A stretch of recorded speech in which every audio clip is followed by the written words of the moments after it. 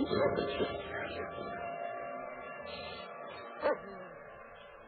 listening to the Hour of the Time, and I'm William Cooper. Ladies and gentlemen, tonight is going to be one of those special treats. So make sure you have your pen and paper by your side, and that you have whatever you need to wet your whistle, a glass of water, a glass of milk, or whatever it is that you need to keep you in that chair for an hour. Get you a bag of pretzels, because you're not going to miss, or you're not going to want to miss, I hope you don't miss, one single word of this broadcast. It is essentially, you could add it on to the Mystery Babylon series. So those of you who have that series, it might be a good idea to tape this broadcast. Consider it part of your continuing education into how we got here and who's bringing it about and what does it all mean. Tonight's not going to solve that. It's going to present you with a mystery. But nevertheless, this mystery is crucial to what is happening today. And I believe that when it's ultimately solved, what will be presented to the world will be a deception of a great magnitude, and could, in fact, literally destroy the Christian church. So if you're a Christian, you should especially listen. Ladies and gentlemen, President Woodrow Wilson said this, quote, "There is a power so organized, so subtle, so complete, so pervasive, that they had better not speak above their breath when they speak in condemnation of it." End quote.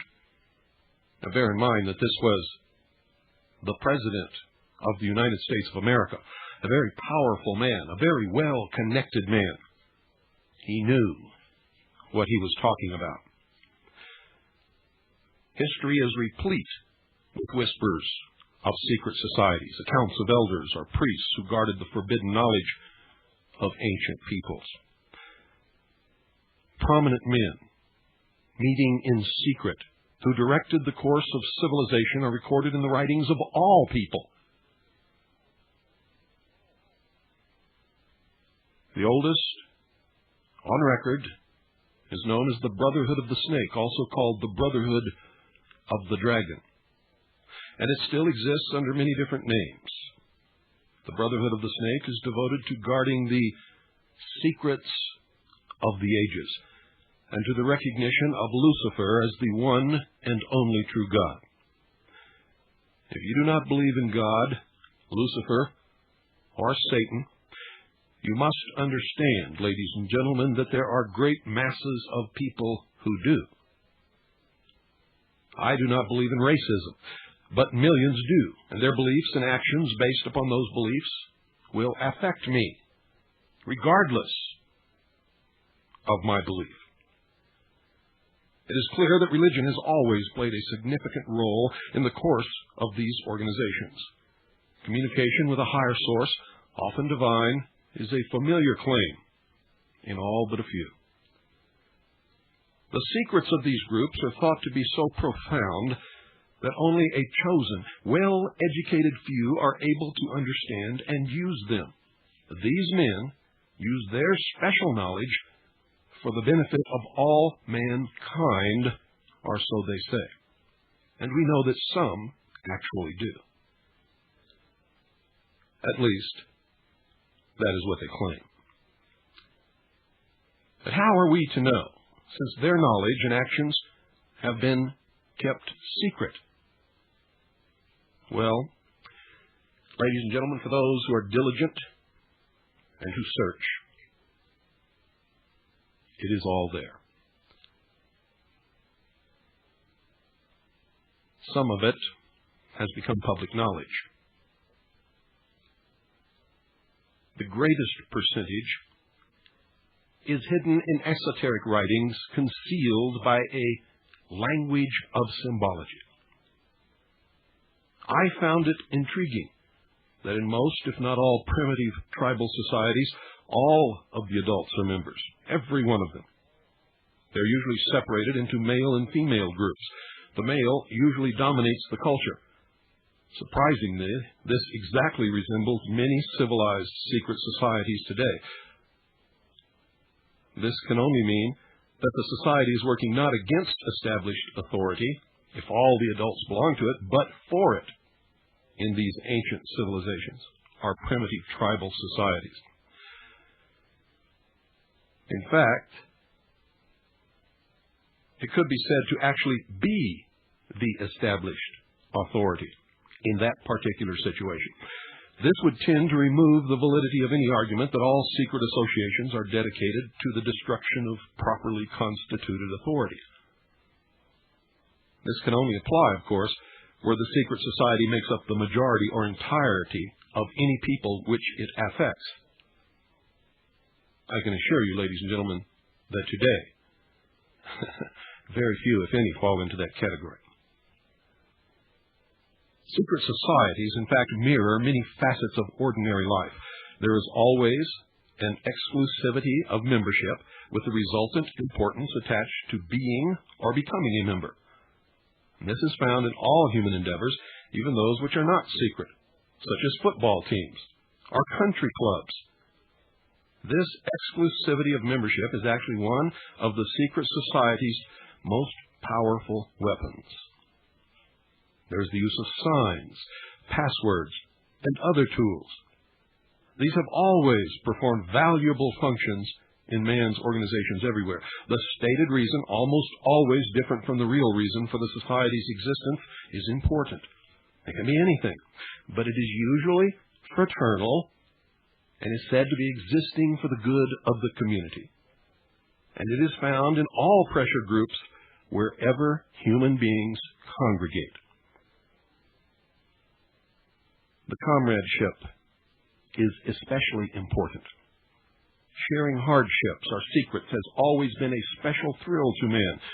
No one who has ever undergone the rigors of boot camp is ever likely to forget the special feeling of belonging and comradeship that was shared between the victims of the drill sergeant, our company commander. And yes, I meant victims, for that is exactly what they are. Their world is shattered, destroyed, and a new one built, which they become a part of. It is an emotion born of initiation, a rebirth, if you will. That's why all this born-again stuff is very dangerous. You see, you're either a Christian or you're not. You've accepted Christ or you haven't. You've been baptized or you have not. And you can be born again every day for 365 days each year, for every year for the rest of your life. It will not change a thing. And that goes for every other religion and every secret society. It is an emotion born of initiation. The most potent tool of any secret society is the ritual and myth surrounding initiation. You see, these special binding ceremonies have very deep meaning for the participants. Whether they actually understand the ceremony or the symbology involved or the true meaning is irrelevant.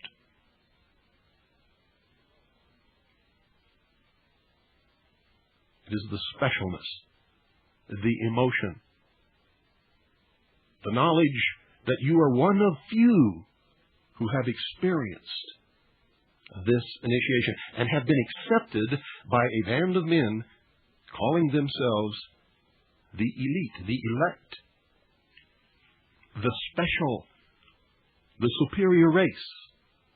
Pick one or pick all, because they usually all apply. Initiation, ladies and gentlemen, performs several functions which make up the heart and soul of any true secret society. You can form a secret society if you wish, but without some kind of special initiation, that separates that person from the rest of the world and gives them literally, in their mind, an emotional rebirth, a new chance,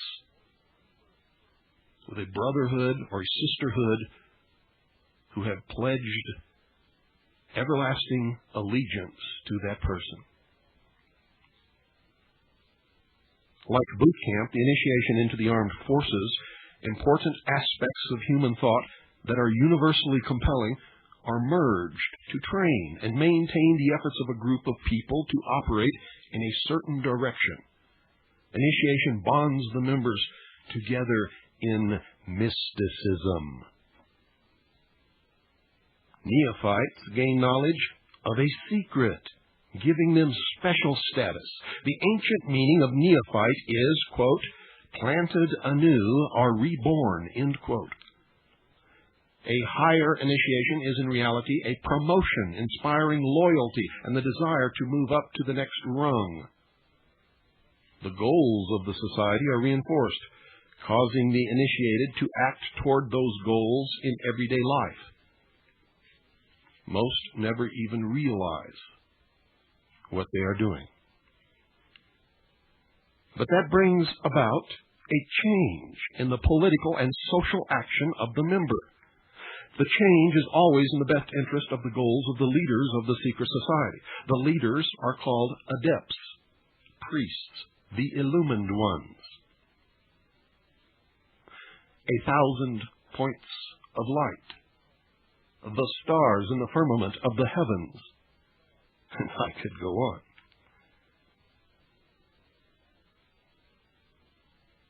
This can best be illustrated by the soldier, trained to follow orders without thinking. The result is often the wounding or death of the soldier for the realization of the commander's goal, which may or may not be good for the overall community, and certainly was not good for the soldier. And maybe now you can understand why the wrath of the military came down around Specialist Michael New's shoulders when he refused to wear the United Nations uniform.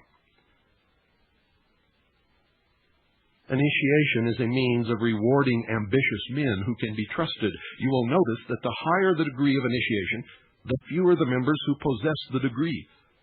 Now, this is not because the other members are not ambitious, but because a process of very careful selection is being conducted.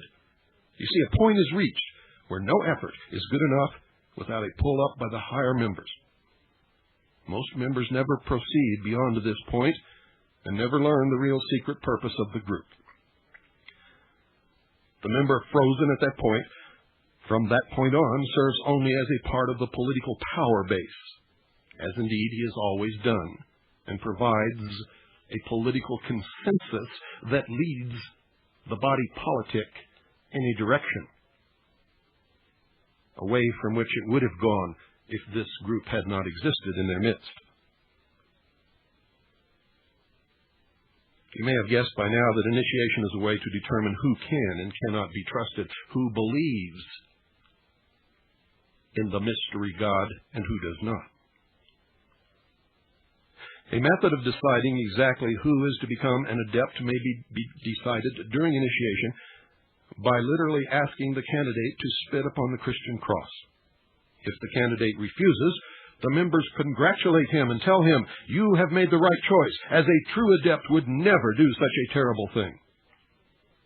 The newly initiated might find it disconcerting, however, that he or she never advances any higher, no matter how hard they work, study, participate, or beg.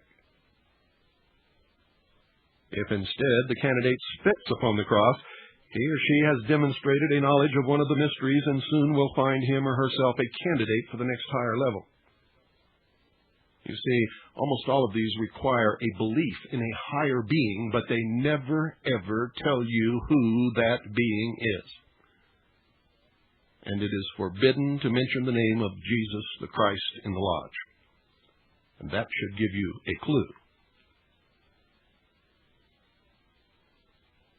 The mystery, literally, is that religion is but a tool to control the masses.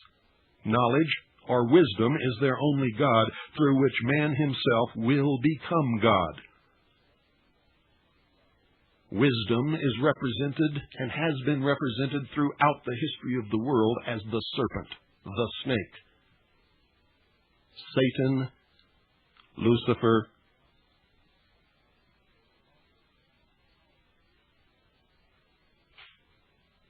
the snake and the dragon are both symbols of wisdom. Lucifer is the personification of the symbol.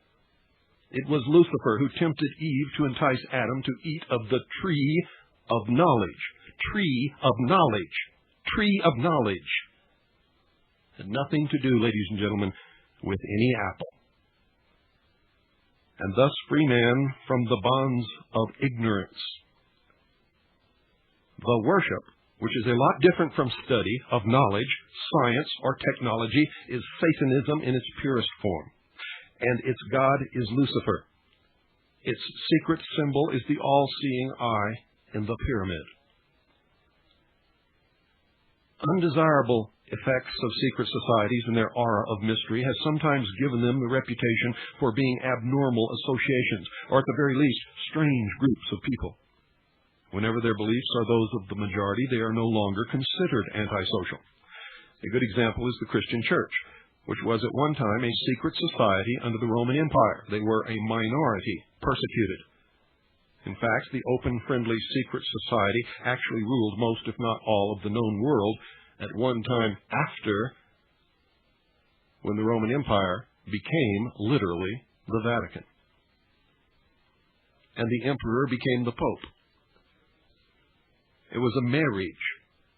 You see, the small cult of Christians were threatening the empire. And no matter how many they killed, 3 times as many sprang up to take their place. So a very, very wise Roman Empire named Constantine. Actually, he was not the empire, even though I'm sure he thought he was. He was the emperor. He married the Roman pantheon of gods with the teachings of this cult called Christianity, or Christians, and created what is now today known as the Catholic Church, from which all other Christian churches sprang.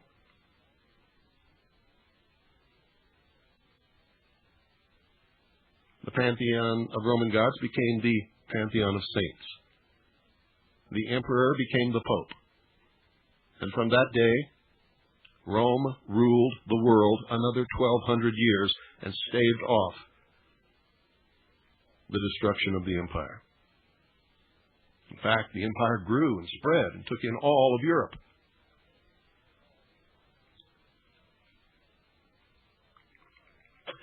Most secret societies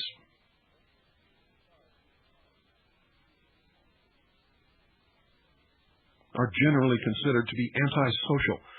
They're believed to contain elements that are not liked or are outright harmful to the community in general. This is exactly the case in some instances. Communism and fascism are secret societies in many countries where they are prohibited by law. In this country, the Nazi Party and the Ku Klux Klan are secret societies due mostly to the fact that the general public is disgusted by them. Their activities are sometimes illegal, thus the secrecy of their membership. The early Christians were a secret society because Roman authorities considered them from the start to be a dangerous group to imperial rule. The same was true of the followers of Islam. At least some of these true believers, working in secret, accomplished what would turn out to be for the eventual good of society. The Drusid and Yazidis in Syria and Iraq consider the Arabs a dangerous secret society dedicated to the takeover of the world. The Arabs today think the same of the Jews. Catholics and Freemasons used to have precisely the same ideas about each other. Now, at the highest levels, they are one organization, documented in a book entitled The Broken Cross by Piers Compton. In many primitive or backward societies, initiation into the highest degrees of the group involved subjection to trials which not infrequently resulted in death or insanity for the candidate. It can be seen that social right and wrong is not the yardstick in estimating the value of a secret society. Usually, with these people, the end justifies the means. In Borneo, a tribal society, initiates of hunting organizations consider it meritorious and compulsory to hunt heads. In Polynesia, infanticide and debauch were considered essential for initiation into their societies, where the tribal code needed members who indulged in these things as pillars of society. You see, since the beginning of recorded history, governmental bodies of every nation have been involved with maintaining the status quo to defend the establishment against minority groups that sought to function literally as states within states, or to oust the constituted authority and take over in its place, either by subterfuge, coup d'etat, or open revolution. Many of these attempts, as we all know, if we read history, have succeeded, but have not always lasted. Man's desire to be one of the elect is something that no power on earth has been able to lessen, let alone destroy. It is one of the secrets of secret societies. It is what gives them a political base and lots of clout. Members often vote the same and give each other preference in daily business, legal, and social activities. It is the deepest desire of many to be able to say, I belong to the elect. I am better than all of these other people. And I know a secret. After all, haven't I been chosen to belong to this elite organization of fraternal brothers who control the community? I am special.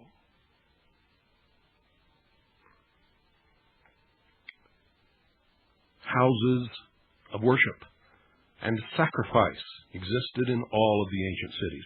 They were, in fact, temples built to honor the many gods. These buildings, ladies and gentlemen, functioned often as meeting places for philosophers and mystics who were, in fact, the priests and the leaders of those cities. They were believed to possess the secrets of nature. These men usually banded together in seclusive philosophic and religious schools, known as the mysteries. Those who did not belong were known as the profane. The most important of all of these ancient groups is the Brotherhood of the Snake and the Dragon, as I have revealed to you earlier, and was simply known as the mysteries. The snake and dragon are symbols that represent wisdom. You can see in the ancient hieroglyphics and paintings upon the walls of the tombs in Egypt that the elect, the priests, the leaders, the pharaohs wore the symbol of the snake upon their forehead. They were members of the mysteries. They had to be to rule. For if they did not know the secrets of ruling, the secrets of nature, they could not control the mass of the profane, or, as some others call them, cattle or sheep.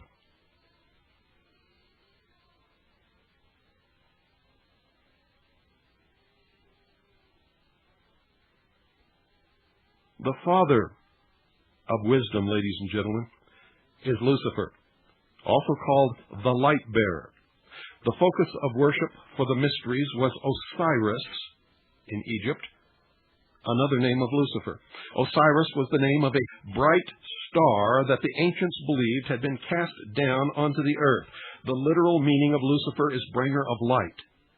The star is bright. The truth is light. Republic of Texas. Osiris was the name of a bright star that the ancients believed had been cast down onto the earth. The literal meaning of Lucifer is bringer of light, or the morning star. Many people have it all wrong. They look to the sky to find the morning star and they point to Venus. And they are wrong.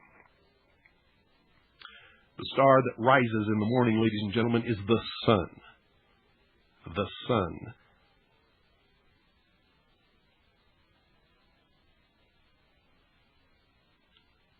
The star is bright. The truth is light. After Osiris was gone from the sky, the ancients saw the sun as the representation of Osiris, or more correctly, Lucifer. Albert Pike said, and I quote, "Osiris was represented by the sun," end quote.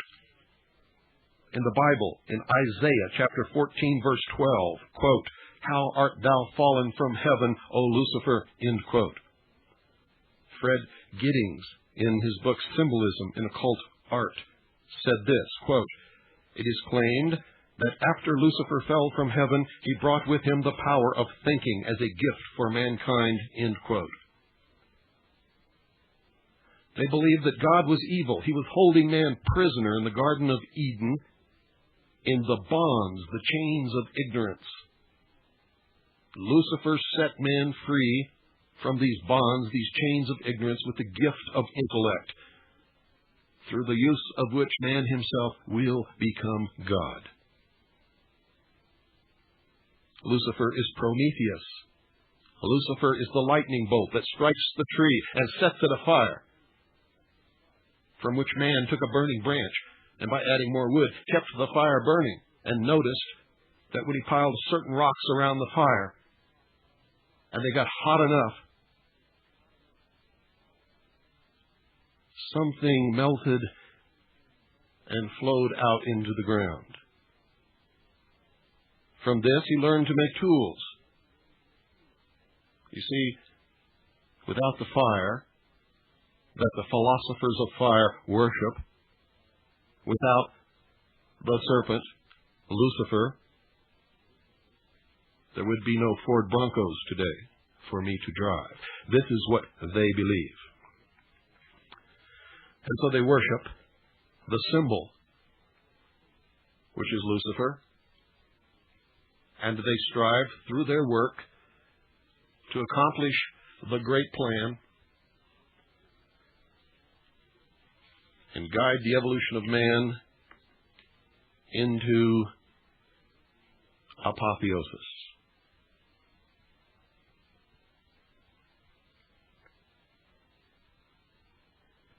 Most of the greatest minds rights.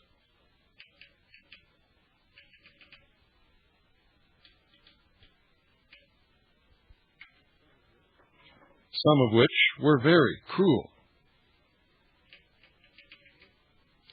Most of the greatest minds that have ever lived were initiated into the society of mysteries by secret and dangerous rites, some of which were very cruel. Some of the most famous were known as Osiris, Isis, Sabazius, Cybele, and Eleusis. Plato was one of these initiates, and in his writings he describes some of the mysteries and his own initiation. Plato's initiation, ladies and gentlemen, encompassed 3 days of entombment in the Great Pyramid, during which time he died symbolically, was reborn, and was given secrets that he was to preserve. Plato's writings are full of information on the mysteries. Manly P. Hall stated in his book, The Secret Teachings of All Ages, that, quote, "The illumined of antiquity entered its portals as men, they came forth as gods," end quote. And he was talking about the Great Pyramid of Giza. The ancient Egyptian word for pyramid was kuti, spelled Khuti, which literally meant glorious light. Mr. Hall says also, quote, "The pyramids, the great Egyptian temples of initiation," end quote. You see, ladies and gentlemen, they were never, ever tombs for anyone. They were temples of initiation. How does that grab you? According to many, the Great Pyramids were built to commemorate and observe a supernova explosion that occurred in the year 4000 BC. Dr. Anthony Hewish, a 1974 Nobel Prize winner in physics, discovered a rhythmic series of radio pulses which he proved were emissions from a star that had exploded around 4000 BC. The Freemasons began their calendar from AL, which means in the year of light, found by adding 4,000 to the modern year. Thus, 1990 plus 4,000 equals 5,990 AL, which is Annos Luminos, or the year of light. Go to any Masonic temple or any building in Washington, D.C. that the cornerstone was laid in a Masonic ceremony, at least one of which was laid by George Washington himself, and you will see the date inscribed as Annos Luminos. George Michanowski wrote in The Once and Future Star that the ancient Sumerian cuneiform described a giant star exploding within a triangle formed by Zeta Pupae, Gamma Velorum, and Lambda Velorum, located in the southern sky.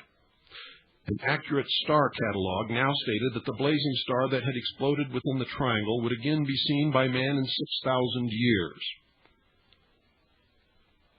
According to the Freemasons' calendar, it will occur in the year 2000. And ladies and gentlemen, it just may very well do that.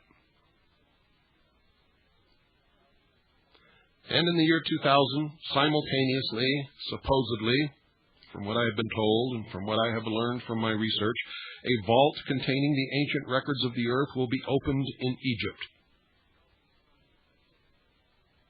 I predicted that they would find a passageway beneath the Sphinx, and they have, within the last couple of years, actually discovered the passageway that I had predicted. They do not know where it leads yet. The return of Lucifer, represented by this great light in the sky, also described by Malachi Martin in his book, The Keys to This Blood, written with the blessings of the Pope, described that the Pope is now waiting for a great light which will appear in the heavens, signaling the greatest return of humanity to the church in the history of the world. Malachi Martin describes this event as a fission event. A fission event, ladies and gentlemen, is an atomic explosion. Could this have something to do with the plutonium on board the spacecraft known as Galileo, which, according to NASA's own figures, will go into a decaying orbit and plunge into the center of Jupiter sometime around December of the year 2000.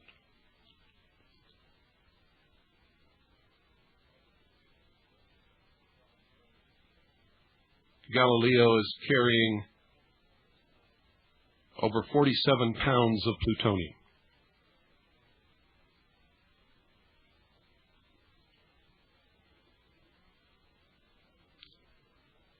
The return of Lucifer and the opening of the vault will usher in the millennium. A great celebration has already been planned by a society known as the Millennium Society to take place at the very pyramids in Egypt.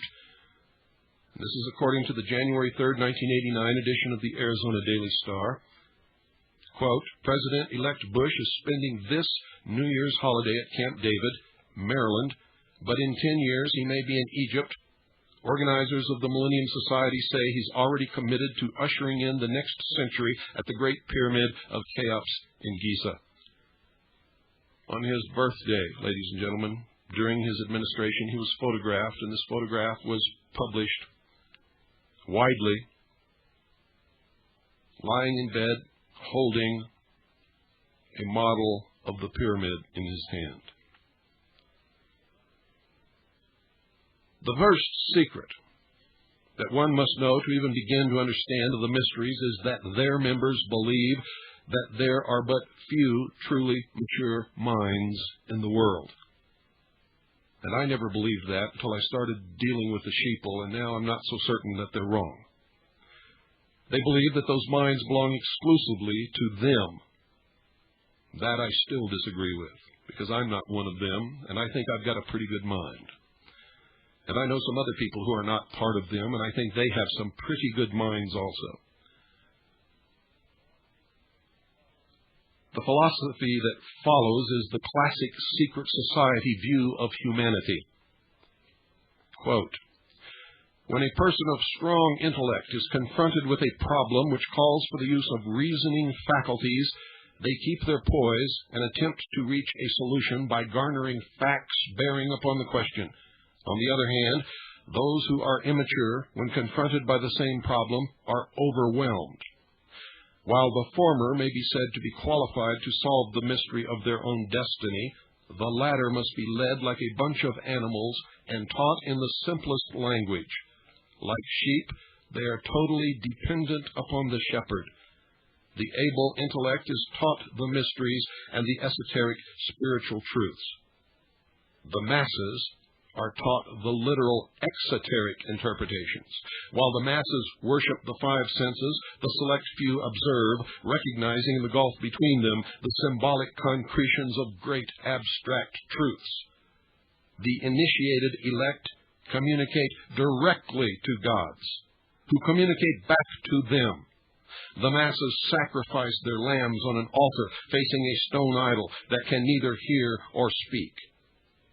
The elect are given knowledge of the mysteries and are illumined, and are thus known as the Illuminati, or the illuminated ones, the guardians of the secrets of the ages. End quote. Three early secret societies that can be directly connected to a modern descendant are the cults of Roshaniya, Mithras, and their counterpart, the Builders. They have many things in common with the Freemasons of today, as well as with many other branches of the Illuminati. For instance, common to the Brotherhood are the symbolic rebirth into a new life, without going through the portal of death during initiation, reference to the lion and the grip of the lion's paw in the Master Mason's degree, the 3 degrees, which is the same as the ancient Masonic rites, before the many other degrees were added, the ladder of 7 rungs, men only, and of course, the all-seeing eye.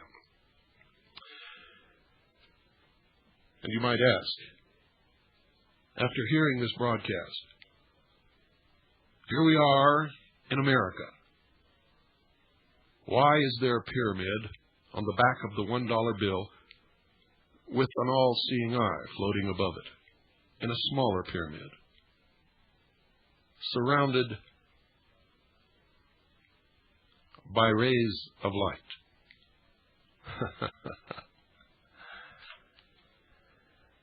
Of special interest is the powerful society in Afghanistan, in ancient times called the Roshaniya, or the Illuminated Ones. There are actually references to this very mystical cult going back through history to the House of Wisdom at Cairo.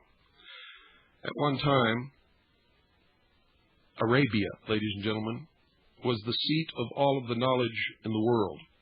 In fact, they had the only universities in the entire world. The major tenets of this cult were the abolition of private property, the elimination of religion, the elimination of nation-states, the belief that illumination emanated from the Supreme Being who desired a class of perfect men and women to carry out the organization and direction of the world. Belief in a plan to reshape the social system of the world by first taking control of individual countries one by one, and the belief that after reaching the fourth degree, one could communicate directly with the unknown supervisors who had imparted knowledge to initiates throughout the ages. Wise men will again recognize the Brotherhood. In fact, the Brotherhood today believes in these very same tenets.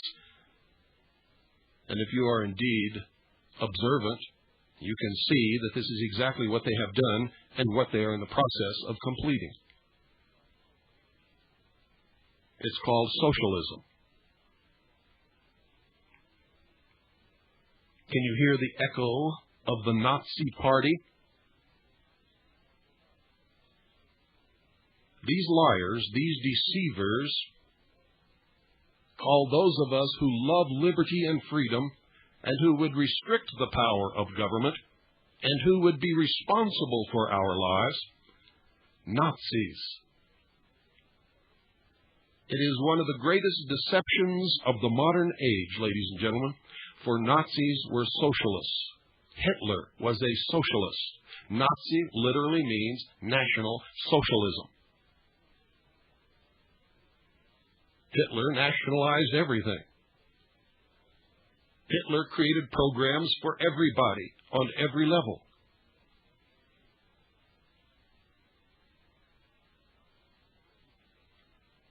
Nazis, ladies and gentlemen, are not right-wing, freedom-loving, responsible individuals. Nazis are socialists. Always have been, always will. Socialism is the father of fascism, which is a marriage of the social state with the corporate elite.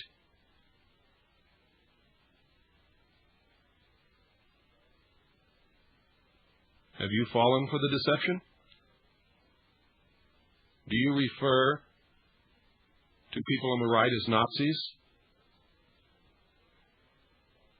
And do you, as a member of the Nazi Party, call yourself right-wing? Claim that you love liberty and freedom? If you do, you've not only been lied to, but you're lying to yourselves and everyone else. You are, in fact, socialists, fascists. And you are properly categorized on the left just above communism.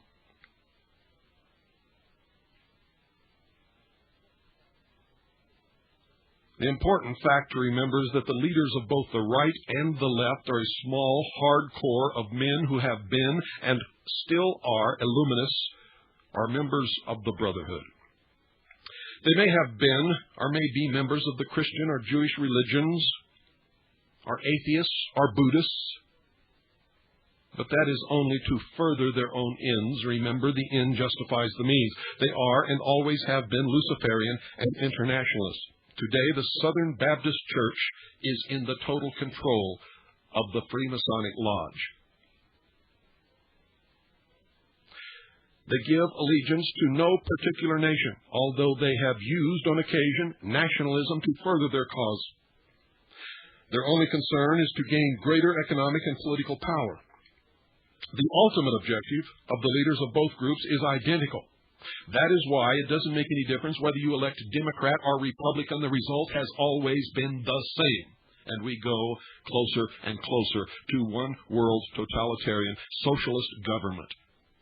After all, wasn't it George Bush, a so-called right-wing conservative Republican, who first used the term New World Order? They are determined to win for themselves undisputed control of the wealth, natural resources, and manpower of the entire planet. They intend to turn the world into their conception of a Luciferian, totalitarian, socialist state. In the process, they will eliminate all Christians, Jews, and atheists. And that's why you better stop picking on the Jews. The Jews who are involved in this, who call themselves Jews, are not Jews at all. And doesn't the Bible tell you something about that? Those Jews who really are Jews will be eliminated, along with fundamentalist Muslims. Now, you've just learned one, but only one, of the great mysteries of what is coming in the future. The Rosh Hashanah also called themselves the Order. Initiates took an oath that absolved them from all allegiance except to the Order and stated, quote, "I bind myself to perpetual silence and unshaken loyalty and submission to the Order. All humanity which cannot identify itself by our secret sign is our lawful prey," end quote. The oath remains essentially the same to this day. The secret sign was to pass a hand over the forehead, palm inward. The countersign to hold the ear with the fingers and support the elbow in the cupped other hand. Does that sound familiar? Have you seen people exchange these signs right before your nose and you knew not what was happening? There are many other signs, a handshake, and many others. The 5 points of fellowship. The Order at the highest level is known as the Order of the Quest, or the Jason Society. The cult preached that there was no heaven, no hell, only a spirit state completely different from life as we know it. The spirit could continue to be powerful on earth through a member of the Order, but only if the spirit had been itself a member of the Order before its death. Thus, members of the Order gained power from the spirits of the dead members. Now listen to this very closely. And if you attended the Cure Convention in Wichita, Kansas, this last weekend, listen very carefully. You're going to learn something. The Rosh Hashanah took in travelers as initiates and then sent them on their way to found new chapters of the Order. It is believed by some that the Assassins were a branch of the Rosh Hashanah. Branches of the Rosh Hashanah, or the illuminated ones, or the Illuminati, existed and still exist everywhere. One of the rules was not to use the same name and never mention the Illuminati. That rule is still in effect today. I believe that it is the breaking of this rule that resulted in Adam Weishaupt's downfall. And ever since that day, ladies and gentlemen, they called themselves fellow travelers. And this last weekend at the Cure Convention, one of the candidates for president, who was nominated but was nominated to be considered for the nomination but was not elected. In his farewell speech, said that he was so happy to have met so many fellow travelers during the Cure Convention. All of you should read again the works of Hegel. The entire, and I mean the entire text of tonight's broadcast was taken from my book, the chapter entitled Secret Societies in the New World Order.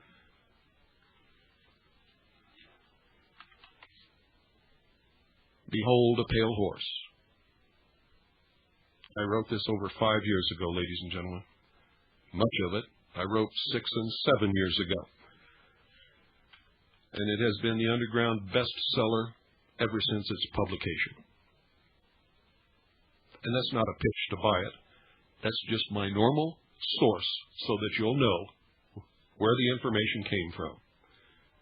Good night, and God bless each and every single one of you.